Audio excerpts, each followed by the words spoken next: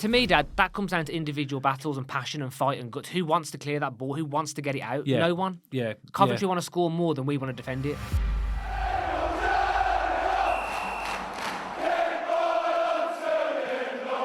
So welcome back to BCFC Royal Blue. And as you can imagine, the atmosphere in the studio this afternoon is a bit flat after the 3-0 comprehensive loss away at Coventry. And in this video, we're going to talk about all the game, all the goals, the red card, of course, and kind of digest and see what really happened. So what went wrong? Well, I saw Chris Davies's and Ryan Alsop's post-match interviews, and both of them made heavy reference to the sending off. Now, obviously, I agree that the sending off was a factor that influenced the game, but you can't use that as an excuse because the performance from our lads was not acceptable, in my opinion. We were way off. If that's a benchmark of playing a team that are going to be pushing for all the automatics or playoffs and us, it shows how far away we are from being even close. Now, I know we were down to 10 men in the second half. Obviously, Jack Robinson got sent off towards the end of the first half. But it was men against boys. It was men against boys. They dominated the second half, and they thoroughly deserved to win. I mean, we said in the preview match that they're a good side, but you don't go down to 10 men. But even if you do, I'd expect to see more from our players. My second half notes, Dad, say complete control from Coventry. Yeah, it was. That's it. As in, there's not much to talk about apart from the goals. From a Blues perspective, it was dire, wasn't it? And as you say, you can blame the 10 men, you can blame the red card, but that performance wasn't good enough. And I think what got to me was, again, we say this a lot, we don't mind losing a game of football to the better team if you're in the match and you're fighting. It was gutless. Yeah. We were losing our individual battles again. It reminded me of the Stoke game. You know, we said the first 10, 15 minutes of Stoke, we knew we were going to lose it because we were losing all our individual battles across the pitch. Boys against men, that perfect way of phrasing it. And I think what's in my mind here is inconsistency. And we kind of look like two different teams at St.Andrews and away from St.Andrews, don't we? Like, at home, we're quite controlled. You know, fair enough. We're not battering teams because that's not our style, but at least we're progressive, we're front-footed, we control the ball, we dominate. Whereas away, we have no identity, we have no plan B, we have no real structure. It's really strange for a team that's so comfortable and strong at home to be so bad at the moment away. I can't really put my finger on exactly what it is. I'm sure we'll break the game down in a minute, Dad, and we'll talk about individual components. But for me, the biggest killer about that performance and watching that game was just the lack of fight and guts and just getting up for it. You know, we just didn't look really bothered. No, and Coventry showed us what we should be doing. I mean, even when they were 3-0 up, they were still pressing and harrying us. You know, they were pinning us in our own half, forced us into loads of errors as well. We were messing around with the ball at the back, lost the ball loads of times, and nearly resulted in goals. In fact, you know, their press, we mentioned that in the preview podcast as well about their press. It's absolutely excellent. But, you know, going down to 10 men, you know you're going to be under pressure, particularly at a place like the CBS, you know, we're playing such a high energy team. And you've got to be better than that. Like you said, winning individual battles is a crucial thing. I mean, you could tell right from the very beginning, really, that it wasn't going to go in our way because Marvin Duksh was injured in the warm-up.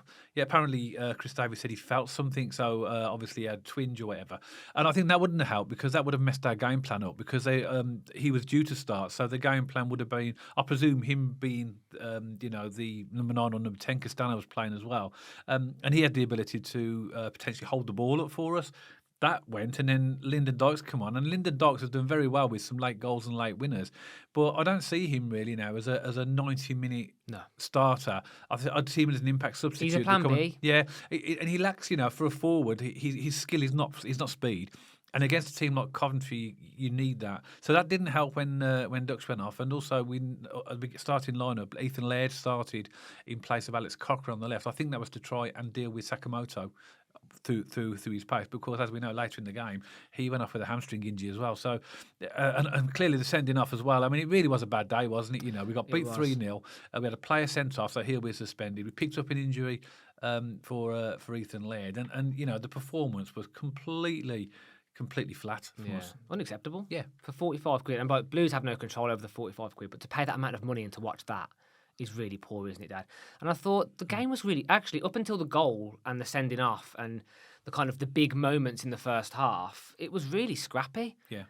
both teams were going quite direct. And I thought for the first 10 minutes, from a Blues perspective, it wasn't all bad because we were knocking Coventry out of their rhythm. Yeah. They weren't doing their usual patterns of play and they weren't usually doing their sort of playing football. But then it just ended up to hoofball and there was a real lack of control in the midfield. It was really scrappy, quite ugly game to watch, really. There was no passages of play, really.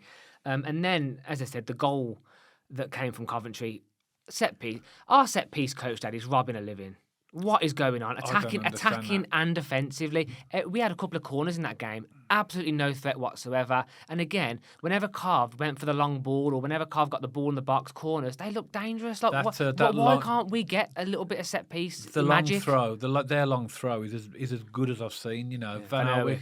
It is as good as a cross. I mean, it's such a good... and he always puts it in the danger area, so we know what's coming. Now, Clara had read that, so Clara, most of the times was winning the first ball later in the game. Before that, they'd worked it out, but that goal, as you said, it was so disappointing because it was, we didn't clear the second ball, did it? And it was, a goal that was completely avoidable. Yeah. And again, like the one of the other goals, Allsop saved it, and then it fell to Sante Thomas. Yeah. But this is a pattern, Dad. Yeah. We can't deal with balls in the box very well. We've conceded against Stoke against a corner. Yeah. We've now conceded against Coventry. Even if we look at League One last season, Dad, do you remember the Shrewsbury game away? Yeah. All those long direct balls. We really struggled to deal with it. Mansfield away, Charlton away. When teams went direct and they went over the top of us, kind of route one. I mean, we'll get onto their third goal a little bit later, but literally hoof over the top, and we couldn't deal with it. Yeah. And that to me signals a little bit of a consistency problem when we struggle to deal with when teams go a bit more direct, get balls in the box. And again, for their first goal there, Santa Thomas got to it, but again, am I being overly critical here? Could Allsop have got a stronger hand to that and pushed it away? Or well, I mean, you can go back a step before that and say, well, why you let him get a shot in the first place? If you defend him properly, why is Allsop put in that position? I know he's there to do that, but because it was a decent save. You could break that down backwards, that goal, in terms of what the stages of how it happened. And there's a few players there. I think Paik as well. He was slow to deal with the second ball, and it resulted in the shot. He got a hand to it, and of course, if that happens, it should be one of our players that picks up that save from Allsop, not one of theirs. And he ain't going to miss from there. Because actually, it's a good save in terms of just from a shot-stopping perspective, but he put it in the worst place possible for them to get a second rebound. But it is what it is. Obviously, they score from the back of that. And then that was the 16th minute, but I felt that the first half, I mean, my notes from the first half said that, there was very little in it in terms of, they did actually, after that goal, they didn't have many goal-scoring chances in the first half. They had one from Hadji Wright. He went through, didn't he? Took it slightly wide, and he had an open goal, but it was a very, very wide angle. He ended up knocking it into the side netting. Oh, he took it past Allsop, didn't he? But he couldn't quite get his ball around. It was too wide. It ended up hitting the side netting. But that was, and that's really the first half, which I think what Chris Davis was saying. He was saying until obviously Robinson got sent off towards the end of the first half, there was very little in it, and I would actually agree that obviously being there watching it, you could see that it was. And you used the word scrappy, and I'd agree with that. Both teams were closing each other down. Scrappy. There weren't huge amounts of difference, and obviously, but the second half was a completely different story. Let's just talk about the sending off. Really, obviously, it's two bookable offences. Yeah. What are your thoughts on both the challenges? Well, I in this league, it doesn't surprise me because the referees tend to be, giving sort of cards out for sometimes it's so inconsistent you don't know because on another game they wouldn't even got yellow cards. I'd say up until that point though he was pretty keen on keeping his cards in his pocket, weren't he? Like he was letting the game flow. He wasn't stopping and starting that much. I thought the second challenge though on Hadji Wright, I think he'd gone past him, but I think Robinson was stumbling and there's very little contact actually. But I think because he would have been through on goal, although there was a Laird defender, was covering. Yeah, there was a covering defender. Laird would have got it. I think that's why the referee would have looked at it and say, well, actually, you've actually not given him a direct goal-scoring opportunity, but a good chance, and he booked him and sent him off. Do you remember when we conceded the goal against Ipswich in the last minute and we talked about the penalty? And although it was soft, because he had his hand in that position, you're giving the referee something to think about. Yeah. I think when Robinson had his hands like that, and again, it was clumsy, it was silly, there wasn't much contact. With the height and size and weight of Hadji Wright, he didn't half go down like a sack of potatoes, but you're giving the ref something to think about going in like that. Yeah. You're giving him a thought. Yeah. So that's what frustrated me, was it was clumsy. Was it harsh in my opinion? Yes. But you are giving the ref something to think about when you go in like that. Yeah. And the first challenge for me, Dad, I think it was a genuinely good attempt to get the ball. There was no malice in it. And in the moment, I think it looked worse than what it was. But when you watch it on the replay, he's genuinely he's genuinely intent on getting the ball. But it was a late challenge, so it's a difficult one. I think there's an argument that both yellow cards were warranted, and there's an argument that they were very, very harsh. But ultimately, he was sent off, and the second one was harsh. Yeah, but I thought the second one was really harsh. He didn't. He just really sort of almost stroked his back and he went down, didn't he, like a sack of spuds, as they do. But at the end of the day, he was sent off, and what that meant, he withdrew Lewis Kumas, who was actually one of our attacking players, and put on Eric Cashin as the replacement for Robin, which I thought was interesting. I think that might tell us something about why not Neumann. It's because I think Chris Davies now wants the left footer there. And that changed the shape of the team. But we managed to get to or see out the latter part of the first half without conceding again. And the second half began, and it must have been. I mean, Chris Davies said, down to 10 men. I think Chris Davies said in his post-match that, keep it tight for the first 20, 25 minutes and, we're likely to get a chance. But, again, another game, by the way, with not a single goal threat on the goal-scoring chance. I'd like to point out as well, Dad. Shot on target, sorry. This is a Coventry team without Rodoni and Mason Clark. Yeah. They're arguably missing their two best players as well, and we could barely lay a glove on them. Well, we was in a pub before the game with Coventry fans. We was in one of the Coventry pub. They were really shocked when Rodoni wasn't playing. Yeah. Absolutely. Says, making all excuses about how we're going to beat them because Rodoni's not there. Hello to I remember your names now, Noah, and your dad Colin and Johnny as well. Nice meeting you all. And all I can do is congratulate you on the win with gritted teeth, I'm afraid. But you were better than us. I mean, there's no argument that they deserve to win that game. Obviously, we're talking about our performance as Birmingham City supporters in terms of our disappointment in the way that we played. But nobody could look at that game and argue without a shadow of a doubt that Coventry were far superior to us in that game, and they deserve to win the game. And it showed us, I think, again, as Blues fans, back in the Championship, it's showing us how far away we are from actually being able to compete for those top places, I think. I think Coventry, as I mentioned in the preview, are going to be very strong this season.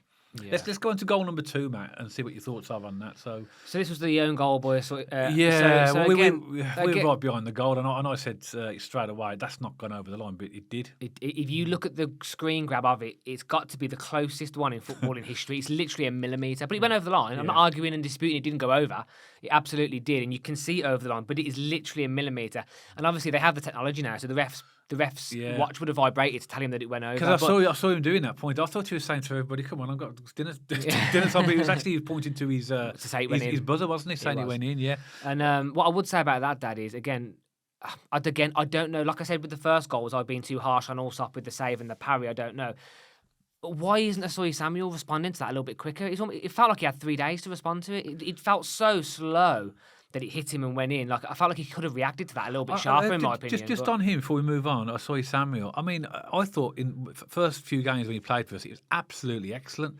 But again, it might be just my opinion, what I'm seeing, and nobody else's. But to me, he looks a little bit off the pace. No, agreed.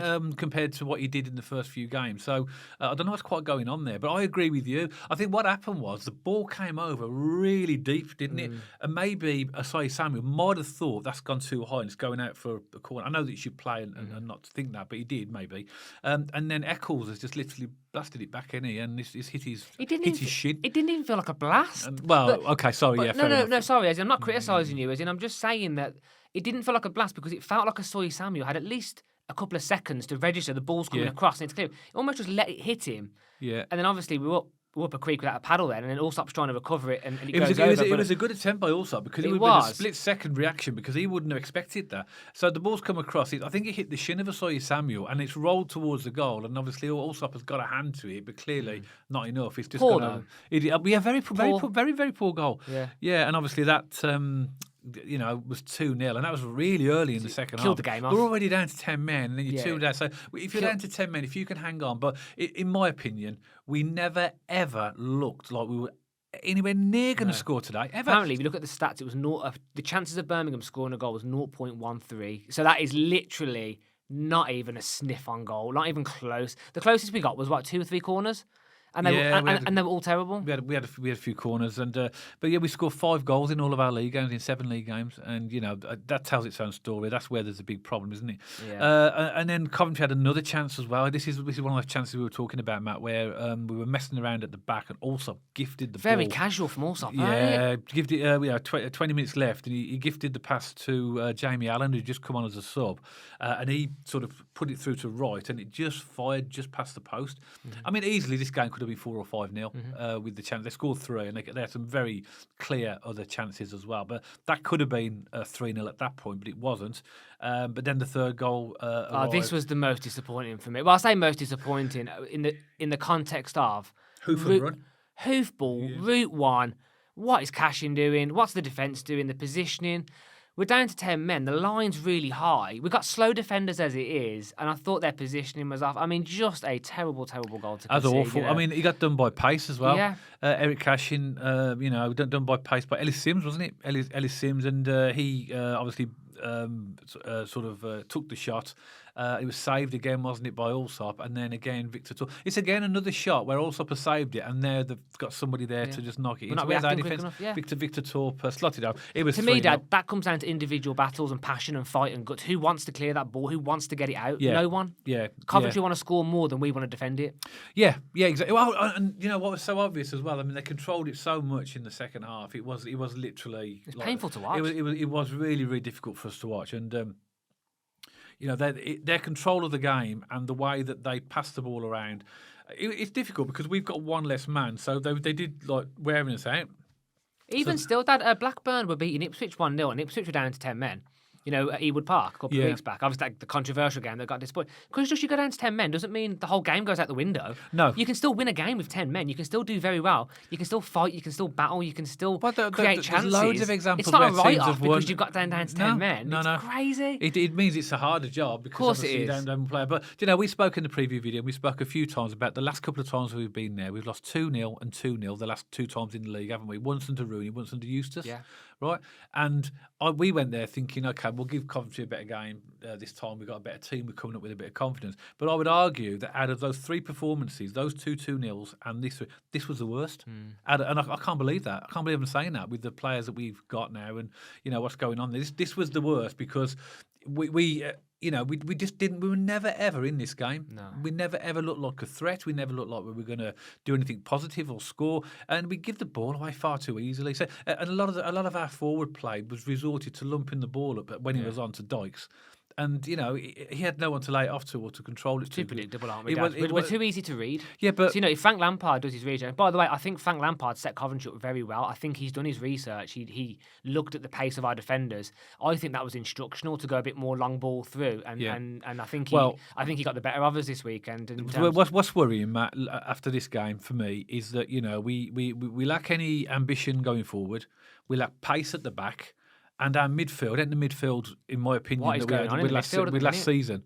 Paik and Iwata, they were brilliant last season. They're not anywhere near those levels. Tommy Dawes got against better opposition as well. So they've got to step up their game. Tommy Dawes, Dad, what's he got to do to start? Seriously. Yeah, well, I think... And Patrick Roberts. That amazed me that he wasn't starting. He started Kumas, didn't he, again? And nothing wrong with Kumas. Kumas did actually do all right when he was on the pitch.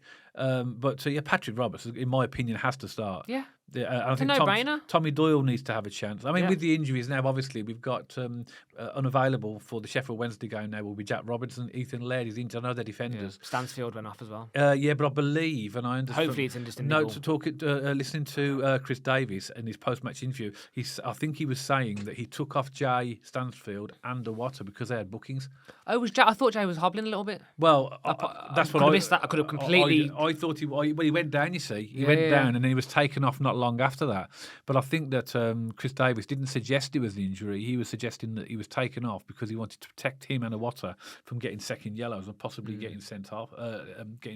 But overall, and Coventry, they like we said in the preview video. They're going to be up there. I think they've got a good team, good atmosphere at the CBS as well. I mean, fair play to their fans. I mean, it's always a good atmosphere at Coventry. Our team needed to give us more to shout about. We tried our best. We tried to get behind them. The Blues fans were, trying their very best to get the players G'd up. But when you see a performance like that, and when you go in, to get conceding goals like that, it's really hard to motivate yourself. But we tried our very best.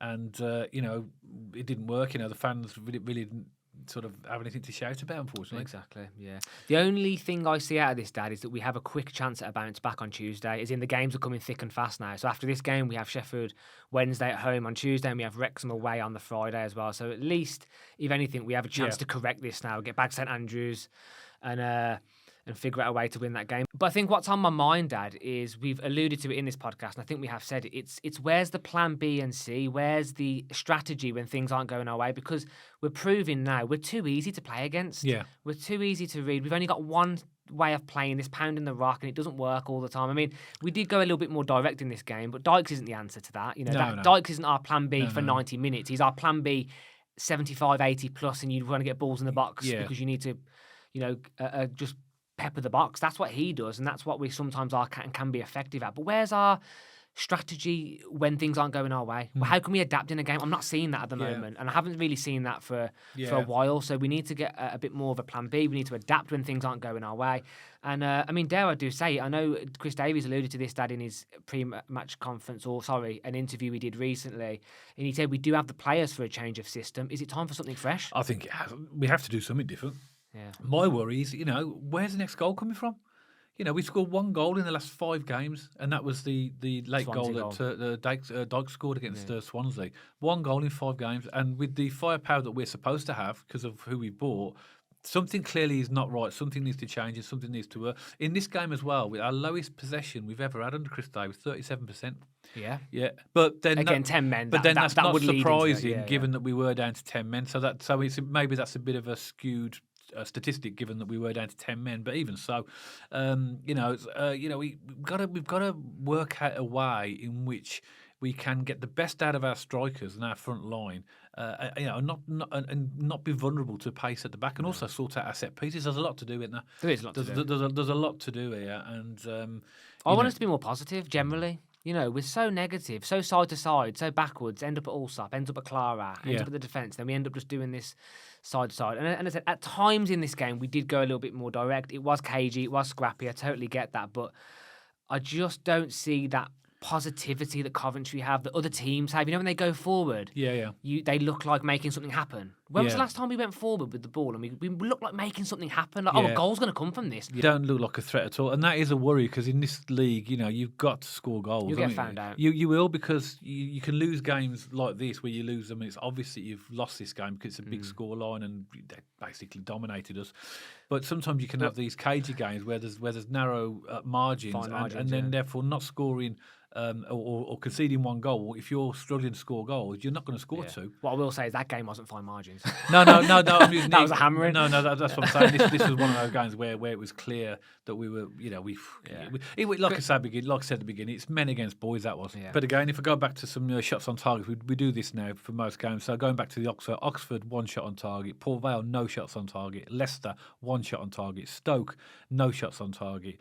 Swansea, we had 6 shots on target and we won that game. Coventry, no shots on target. So actually, take out the Swansea game, that's 2 shots in target in 5 games. I'm laughing sarcastically. I mean, that is crazy, isn't it? Yeah, and that shows you that obviously we're not a sufficient threat moving forward. So where do we go from here then, Dad? What do you think? If you're Chris Davies now, between now and Sheffield Wednesday game on Tuesday, we're preparing for Wrexham as well on the Friday. What does Chris Davies do with his team now on the training ground? Well, something's got to change, because you can't put those same players out and try and do the same thing again, because you'll get beaten again. Yeah. So you've got to be. I'd be looking at a potential change of system, but it's difficult for a manager, because I presume his training is all based around the 3-2-4-1. 4-2-3-1. I always get this wrong, don't I? Sorry. 4-2-3-1. So that all the training and planning is based around that, and I think they should be starting now to plan for a plan B. In my opinion, that should be a 3-5-2, and I think that will make us more attacking. Mm-hmm. But of course, it is coaching the players to adapt to that system, because it's not just a case of No. let's just go 3-5-2. There's a lot to the tactical side of making the players aware and actually getting to play that system. But that way, Dad, we get Neumann in the picture again, because you'd have Clara, Neumann, and Robinson or Cashin, and you'd have three in the midfield as well. So you could have Tommy Doyle, Iwata, and Paik. Yeah. So again, I think that formation lends itself to the strengths that we have as a team. Yeah, I think so. But we're not the managers, Dad. But again, we've said before, one thing we definitely need to do, we need to get a set-piece coaching, a proper set-piece coach who actually could improve us at both sides. We've been poor on set pieces now for over 2 seasons. Yeah. Yeah, so clearly there's a pattern here of something not working. We're poor at defending them and we're poor at attacking them, so something needs to change. Like we've said before, Matt, as well, and we'll finish on this as well. Teams will review our games. They'll see our weaknesses and they'll exploit them. The lack of pace at the back is a bit of a worry, particularly in this league. But, going forward is where we need to sort ourselves out. What I would say about that is usually our positioning is really strong. Usually Clara can read the game really well, Robinson. I can't really speak about Cashin because I've not really seen that much of him. But our centre backs, if we take last year, Ben Davies, Bielek, if we go last season, they were really good at reading the game. Yeah. And we know they're not fast players, and centre halves tend not to be fast unless you hit the elite level. But even our positioning seems a bit wonky, don't it? We don't look as stable and as strong as we did last season at the back at the moment. There's definitely, obviously, don't forget we've had a big turnaround of players. Of course as well. we have, yeah. And I don't want to. You can't use the sort of scenario. Okay, there's loads of players bedding in. I mean, they've been with the club long enough now to their training and to that. So we should be improving. But it is a bit of a worry. Okay, I know we've gone down to 11th in the table now. We've moved down and we're mid-table at the moment. And based upon, but to be honest with you, Dad, we're playing like an 11th, 12th team. Playing like that performance there is lower than that. Yeah. But as in, I think on average, we are placed where we deserve to be over the course of the first 6-7 games. We've got the Sheffield Wednesday game now to try and rectify, and that won't be easy because they've had a good on a good turn of form as well. One thing I will say as well, really disappointed to see the pictures of the toilets again being vandalised at Coventry. It's embarrassing for our club, that is. I know fans get frustrated when we lose, and we're frustrated and upset when we lose games, particularly like that. But doing that type of thing, it's criminal action anyway. But it brings the club down. Yeah, well, we got an email, didn't we, Dad, from the club, saying that if we aren't careful with fights and violence at games and smashing up toilets, it didn't say that on the email, but he was alluding to it. But it wasn't an email because that suggests it was just to us. No, sorry, it was a newsletter from Lewis to everyone. Public disorder offences and stuff. We're going to get allocations lowered. Yeah, and if I'm honest with you, I'm embarrassed about that. And Blues fans, we don't like losing. Nobody does. But let's lose with dignity. If we are going to lose, let's lose. Don't be down. Let's represent our club and make sure that that even in defeat, we keep our reputation, a good reputation as fans, because that brings us all down. And when I saw the pictures, I couldn't believe it. No, I mean, I was there. Obviously, I didn't see any of it, but obviously, I saw the pictures afterwards, and I just think it's wrong, and that's going to cost our club. Yeah, it'll be us as a club that pays for that. So if you are one of those people that were involved in that, please don't do that. I mean, that's not what we want to be known as Blues fans. No, agreed. Weirdly, Dad, that kind of low tone is fitting for the whole nature and theme of the podcast. So should we end it there? I hate podcasts like this, but we've got to be honest, Matt. We've got to give our true feelings. That's what we always said when we put the podcast up, and we're not going to paint a happy picture when it's not happy time. I think it'd be irresponsible to do that. Yeah. You've got to tell the truth. You've got to see what you see. I'm pretty sure, and we'll get in the comments as well, Matt, that most Blues fans will see that that they'll be disappointed too. Weren't good enough. Weren't good enough. No. Disappointing when you pay your money. You get excited all weekend. West Midlands derby, and we get that. I think disappointing. But as always, Birmingham City supporters, we would love to hear from you. Please let us know your thoughts in the comment section below. And Coventry supporters, maybe you watched the pre-video, maybe you've seen the thumbnail and seen your club's logo. Obviously, you just either at the game or seen the result. Let us know your thoughts as well. But of course, we are a family podcast. I know emotions can run high during these sorts of games, but please, no swearing, no foul and abusive language. We'd really appreciate that. If you liked the video specifically, please don't forget to give us a thumbs up and check us out on our social media channels. We have an X page, we have an Instagram page, and we're also over on Spotify, so you can listen and watch us over there. And if you haven't already, don't forget to subscribe to the YouTube channel and press that bell icon so you get notified every time we post. And myself and Dad will see you on the next one, all about Birmingham City.